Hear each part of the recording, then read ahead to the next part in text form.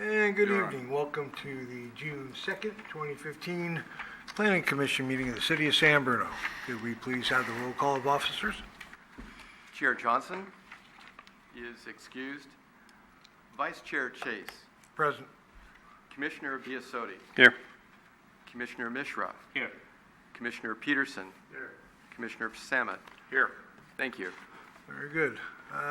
Commissioner Biasotti, would you lead us in the pledge? I pledge allegiance to the flag of the United States of America and to the republic for which it stands, one nation, under God, indivisible, with liberty and justice for all. Thank you. Next item would be approval of minutes, of which we have none. So we'll move on to the next, which would be communications. Vice Chair Chase, there are no additional communications this evening. Very good.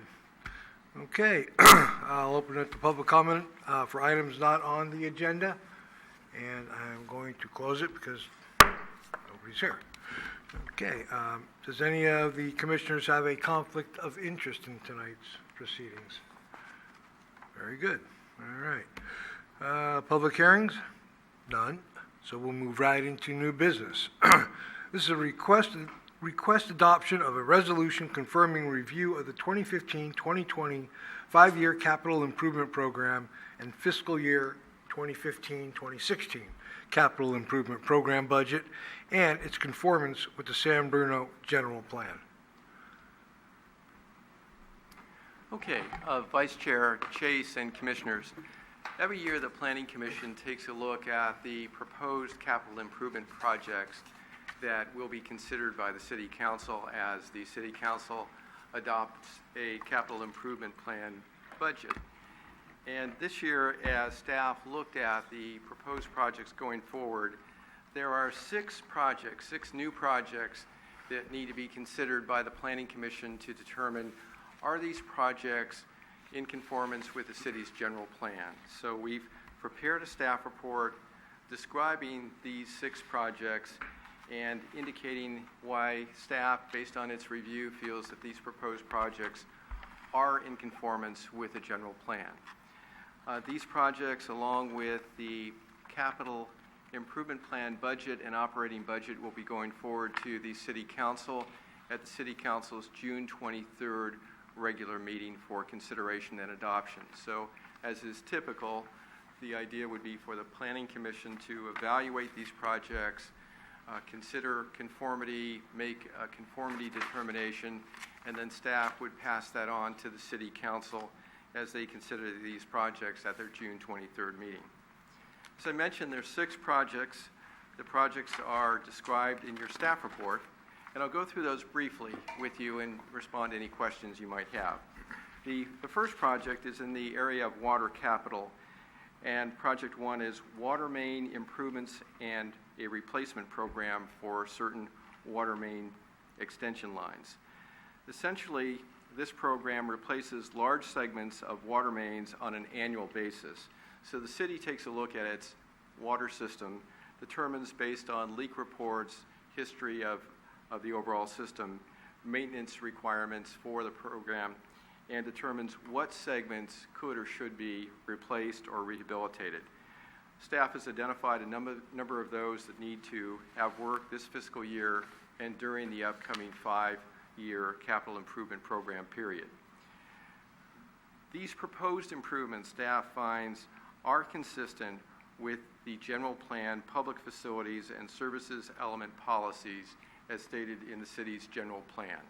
And we've actually identified several of those specific policies that this program, this water main improvement and replacement program, would be in conformance with. So we are recommending that you find this particular project, Project 1, in conformance with general plan policies. The next item is item 2. It's the wastewater capital area. It has to do with sewer main improvement and replacement program needs. And again, like water, on an annual basis, the city looks at its sewer program, looks at sewer lines throughout the community, and again, based on history, sewer overflow history, Other history about the condition of lines determines what segments need to be rehabilitated or updated. Staff has identified a number of segments that need such work this coming fiscal year and into the 5-year period, CIP period. And again, in looking at the proposed plan, staff finds that this proposed program is in conformance with the general plan public facilities and services element policies as stated here in our staff report. The next area has to do with parks and facilities capital. In this area, as you may recall, earlier this year, the city actually acquired a piece of land, and that acquisition actually came before the Planning Commission for a general plan conformity determination. The property is at 324 Florida Avenue, and at the time of acquisition, the city knew that as this property would be prepared for redevelopment, there would be a need to remove a number of structures on the property. There are 4 structures on this property, 324 Florida Avenue.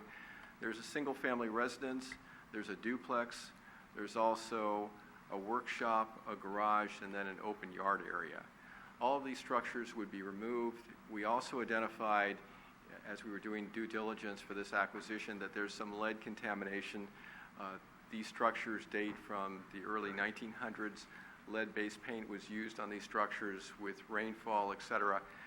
Lead was washed into the soil in the immediate area. There will be a need to remove that contaminated soil as part of the demolition and cleanup of the site and preparing it for redevelopment. So, just to understand that better, what sure. was the city's purpose in buying that property? The city's purpose in buying that property is to look at possible reuse of the site as a small neighborhood pocket park. So that's one possible reuse of the property. So at this point in time, the city is going to clear the structures, remove the contaminated soil, secure the site, and prepare it for redevelopment. One of the uses that's being considered would be for the pocket park. That area is not well served by parks in that area. So It was never purchased for any other purpose than being a park. that was the primary consideration given for acquisition, but the city is not looking at only that use for reuse. But that was a primary consideration. So kind of going on, the next project that we're looking at here in terms of the general plan conformity determination is in the area of police plaza security enhancements. And as many of you know, our police facility is by the BART station. We have a parking area that's used by our staff that is not well secured, and the idea would be to, with this project, provide security fencing, card key access to the area to provide more security for the staff and others using that area, and to discourage or avoid, hopefully, vandalism and other concerns in terms of security of staff and their vehicles in that area. In looking at this particular proposed project, staff does find that this project would be in conformance with the general plan and would conform with policies in the area of general plan, public facilities, and service element policies.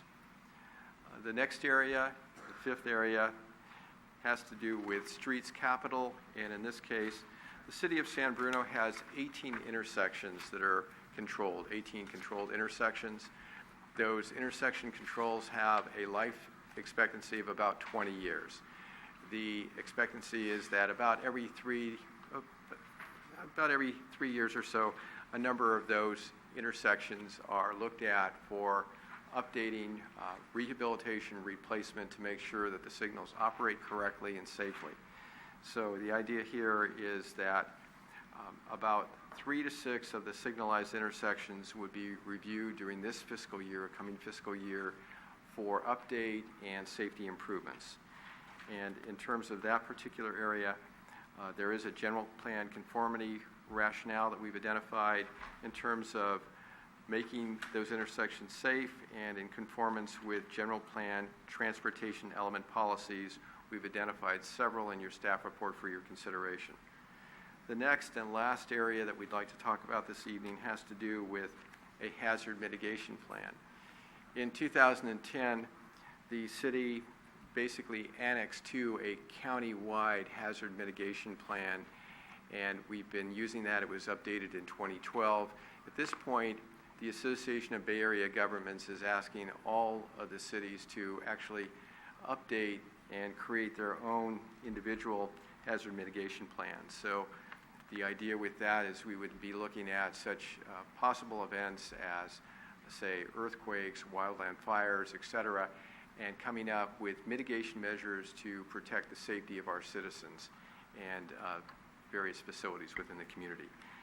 Again, in terms of looking at our general plan and what would be the general plan conformity rationale for your determination, we find that the hazard mitigation plan would be consistent with the general plan, health and safety element policies, and public facilities and service element policies. And we've identified several actually in the staff report for your consideration. So overall, go ahead. It said in 2012, San Bruno completed an annex to the 2010 local hazard mitigation plan. That's correct. I tried to find the word annex and 2010 local hazard mitigation plan, and I couldn't find that any place. Is your mic on? I don't know.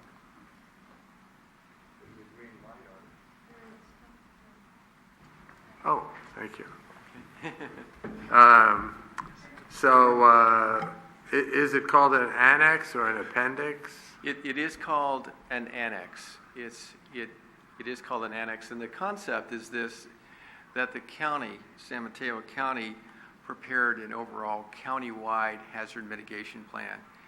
And the individual local communities then work with the county to prepare what they refer to as annexes, portions that are specific to the local communities. So there's a San Bruno annex, there's a Burlingame annex. So each local community has a section that has policies and mitigations that are particular to the circumstances within those local areas. So I tried to look at it and see what it was, but I couldn't find it any place, so it might not have been published yet. It is published. We have copies of it at the city, at City Hall.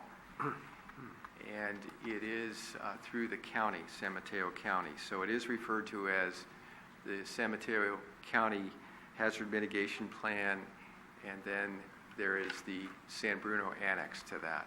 The concept, though, is that ABAG is looking for local jurisdictions like San Bruno to be more detailed and specific about our own individual circumstances and come up with a more detailed local hazard mitigation plan.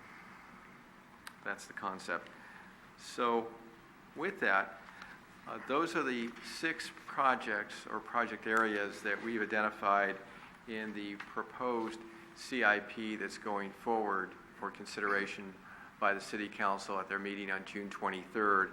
And so we've prepared a resolution, and based on the staff report, the description of the projects and programs, and the general plan policies that we've identified that we believe support finding these individual projects and programs in conformance with the general plan, we're recommending that the Planning Commission adopt the attached resolution, Resolution 2015-04, which finds the 2015 through 2020 5-year capital improvement program and this coming fiscal year 2015-16 capital improvement program budget in conformance with the San Bruno general plan. So that completes my report.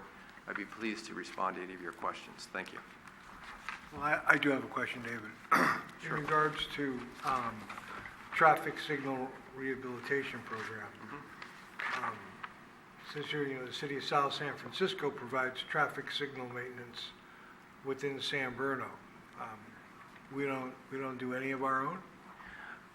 I'm not sure that I can say that we don't do any of our own, but we have a contract with the city of South San Francisco. They have the staff resources and equipment to maintain our signals. So that's not uncommon.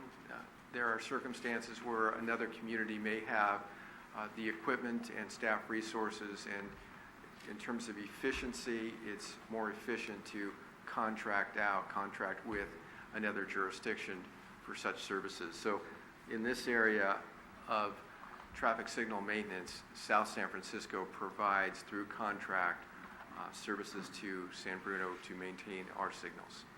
Thank you. Any other questions? Through the chair. On page 2 in the top section, the second paragraph, it says, more detailed project information is provided in Exhibit 2. I didn't see an Exhibit 2.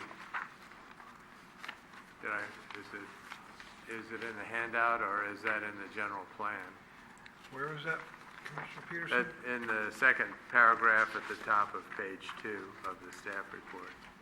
Exhibit 2, when we refer to Exhibit 2, it's the information that's provided after the resolution. So you'll notice, and I apologize, we should have put a heading on that information so as to clarify that being Exhibit 2. It's actually listed as Exhibit B in your materials. What you'll see is after the resolution, actually attached to the resolution, a more detailed description of the individual projects. That information is actually taken directly from the CIP. So for example, you'll see the water main improvement and replacement program, and it has the more detailed description. Right. And then also a breakdown of the budget. Your focus is really general plan conformity, not the budget. The City Council will be looking at the budget figures. So your focus for review tonight is really, these proposed projects in terms of, do they forward specific general plan adopted policies? Right. I was just trying to find it. I apologize. I can Exhibit 2. I got you. Okay. I'm on page now. Thank you. Any other questions of staff? Okay. Seeing none, I will then bring it back to commissioners here. And well, I got a question. Bringing it back, or do we just read the resolution and then vote on it? I mean, I don't really have to. Or do we need to have a motion and a second? I would suggest that you read the title, request a motion to adopt, a second, and then a vote. Okay. And I'll call the roll call for a vote. Okay. Well, this is resolution number 2015-04. It's a resolution of the Planning Commission of the City of San Bruno confirming a review of the 2015 through 2025 year capital improvement program and fiscal year 2015-2016 capital improvement program budget, and thereafter finding such proposed public works projects in conformance with the general plan. So, look for a motion. A motion to adopt? Through the chair. I'll make the motion to adopt. Okay. Second. Well, we have a motion and a second. Call for the vote. Vice Chair Chase? Aye. Commissioner Biasotti? Aye. Commissioner Mishra? Aye. Commissioner Petersen? Aye. Commissioner Samad? Aye. Thank you very much. Appreciate it. Okay, that order of business is now done, so we'll go into item 7, city staff discussion. No specific discussion items tonight other than to, remind you that we will have our regular meeting in 2 weeks, and that'll be on June 16th, so we'll have that regular meeting. I would just like to share with you that, and I was talking before the meeting to Commissioner Biasotti, our department is receiving quite a bit of activity, inquiries about development opportunities in San Bruno right now. It's a time of quite a bit of interest, and I think a fair amount of activity will come out of that. So as far as projects in the transit corridors plan area, a number of people now with the passage of Measure N are asking us about the TCP development opportunities and beyond, looking at the Bay Hill Business Park and possible further intensification there in Bay Hill, also looking at the Sneath Lane corridor near the cemetery and opportunities to look at existing project sites there that could be redeveloped and further intensified, either with housing or more intense commercial development. So the transit corridors plan area is clearly an area of interest, but also the Sneath Lane corridor, Bay Hill, in terms of looking at, we have a lot of surface parking in Bay Hill. Is there the opportunity to perhaps remove and redevelop some of those properties at a more intense level? So that's another area. And then a bit of an update on the Plaza project is, I think we've shared with you, Saris Regis has purchased that from Signature. We are working with Saris Regis as far as the next step, which is demolition of the old cinema building and the adjoining 3 properties. There are 3 vacant buildings next door. We're expecting to issue a demolition permit later on this month in June and see demolition begin probably early July, late June. Keep in mind, demolition with a structure or structures of those sizes, they would go in and remove asbestos initially and kind of clean out the interior. So while the demolition permit may be issued later on in June, toward the end of June, let's say, you may not see formal, bringing down structures till sometime later in July, or even early August, probably later in July. But we do fully expect to issue the demo permit later on this month and to see some initial activity in terms of removing asbestos and later on this month. And so things are moving forward on the Plaza project, so that's very exciting. So a lot of development interests and some projects I think will be coming forward this coming year, so you all will be fairly busy. Great. That's our update. Thank you. Any chance of an implosion down there? Or are they just gonna? I don't think they'll do that. Sorry. I think it's more the claw. I I gotcha. don't think we're going to see You an can implosion. always hope. Okay, well, Planning Commission discussion. Any comments or discussion other than my comments? No? Okay, seeing Through the none. chair, Pardon me? through the chair. Yes, sir. Commissioner Petersen, go ahead. How's that, is there any progress on the replacement of planning commissioner? Well, the progress is that we have, as I've mentioned to you before, we've prepared the exercise that's been reviewed and vetted and is set to go. And at this point, that's really with the city clerk and city manager at this point. And when appropriate, I'm sure they'll put out the recruitment request and we'll move forward. But the informational aspect of it, the exercise, all of that's been done. So we're set to go. Great, thanks. We'll see one in a year or so, don't worry. Okay, well, if there is no other discussion, I will call this meeting adjourned. Great. Thank you. Thank you.